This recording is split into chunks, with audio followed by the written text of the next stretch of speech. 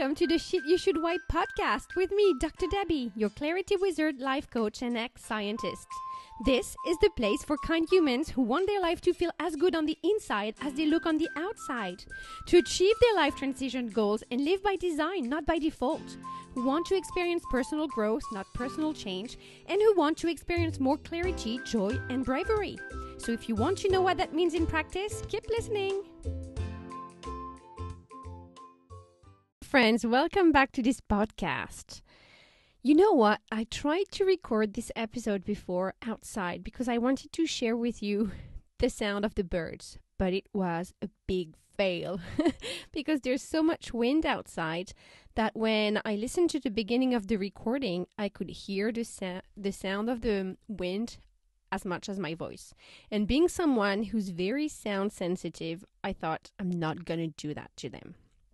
So welcome for take 2 of this episode. And I don't even mind because today's episode is a topic that I love to talk about. It's actually one of my favorite scientific topics ever. And it's about rheology. No, wait. It won't be painful, I promise. It will even be fun and poetic.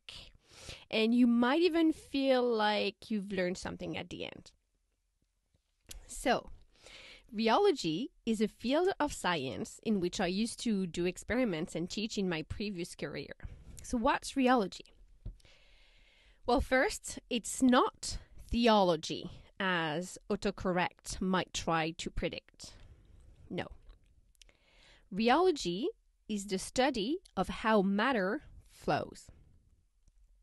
It's a fairly recent field of science that emerged from 2 scientists, an Israeli engineer named Rainer, sorry for butchering the name, and an American chemist named Bingham.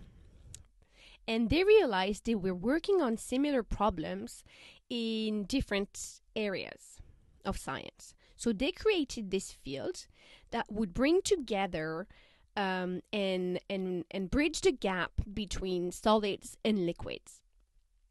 So I love that it's a collaboration.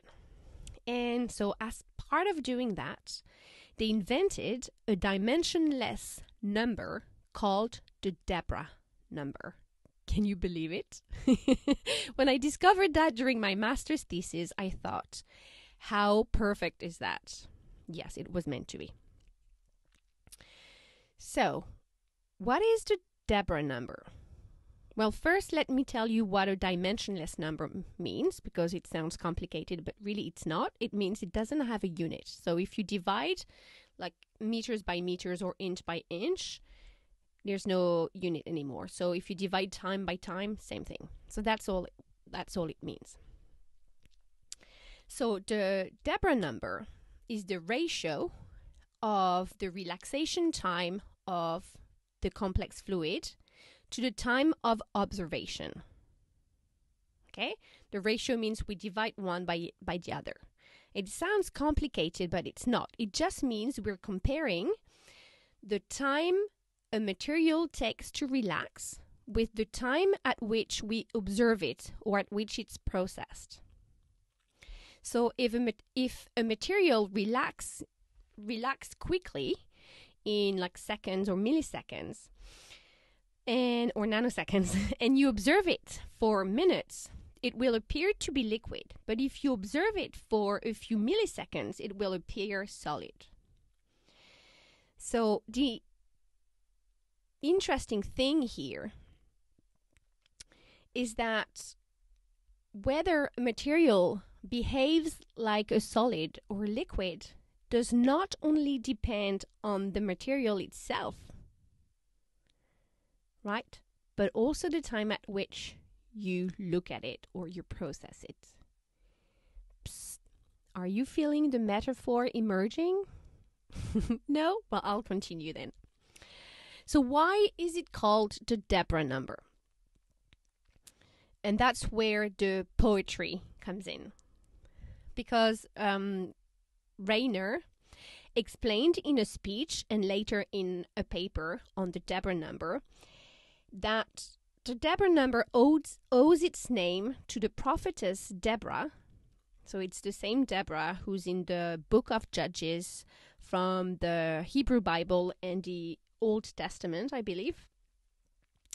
And she proclaimed, and I'm going to quote here, "The mountains flowed before the Lord." And so that, I'm quoting again, the mountains flowed before the, Deborah knew two things. First, that the mountains flow, and as everything flows. But secondly, they flowed before the Lord, not before man, for the simple reason that man, in his short lifetime, cannot see them flowing, while the time of observation of God is infinite. End of the quote. So in other words, that means that a material, something that you consider to be solid, is only solid at the time scale that you look at it. But looked at for a long enough time, you'll see it flow. If that makes sense. Now, we just want to take a few seconds to highlight that, back in those days, there were very few women prophets. That Deborah was, I believe, one of 4 or 5. And she was also a judge, a warrior, a singer, and a songwriter. So pretty badass. And another reason to like my name. But let's not get off track. So far you've learned that what a dimensionless number is. And by the way, there are probably 52 of them, and they're all named after scientists except 2, one of which is the Deborah number. You've also learned that everything flows, which is what the prophetess Deborah recognized. And thirdly, you've learned that whether something behaves as a solid or liquid does not depend only on the material and its relaxation time, but also depends on the time scale at which you look at it. So if you're not a geek like me and made it this far, bravo. And you'll be happy to know that this is when we move to teasing that metaphor of the Deborah number for life coaching purposes. And I'll do that in the form of questions. First, what is your equilibrium state? How long does it take you to come back to it after you've experienced stress or strain in your life? What's your relaxation time? If you're feeling very solid or stuck, it might mean that you need more time to rest or relax, right? Second, do you consider yourself or someone you know to be an angry person or a sad person or a failure or a procrastinator? Any of these identities? If so, again, I'd ask, at which time scale are you judging them or are you judging yourself? So if you're looking at your progress over a week, you might feel like a failure. But if you're looking at how much you've changed or flowed over the last 20 years, that might tell another story, right? You might have thought you were a solid, when in fact all this time you were a fluid. As I've said before, it's always a question of perspective. A small shift in perspective can have a lot more effect than a big effort at changing. Well, that is it for today. That was a really fun topic to talk about, and I hope you enjoyed the geeking and the poetry too. And I hope you have a fun day, my fluid friends. Bye. And if you want fresh wipes and actionable tips every single week in your inbox, you better get on my email list. It's called the Brain Wipes.